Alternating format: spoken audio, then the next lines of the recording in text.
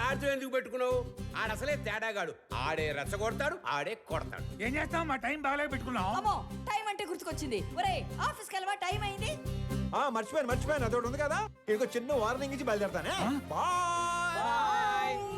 మా నాన్న ఒకటే చెప్పాడు, ఏమని? ఏదైనా గొడవ వస్తే అస్సలు ఆలోచించకుండా ఎరగదీసేమన్నాడు. నేను కామన్ మ్యాన్ కదా, ఇది సరిపోద్దిగా. సరిపోయింది. నవ్వుతూ చెప్పు. సరిపోయింది. ఇంకో సరిపోయిందిగా.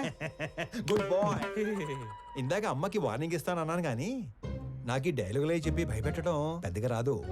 జస్ట్ ఇమాజిన్, ఫస్ట్ టైం కాబట్టి సైలెన్సర్ పట్టుకొచ్చా.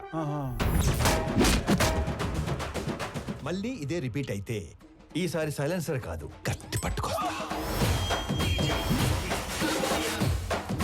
సైలెన్సర్ తో దెబ్బ పడ్డ ప్రతి చోట కత్తితో వేటు పడిందనుకో,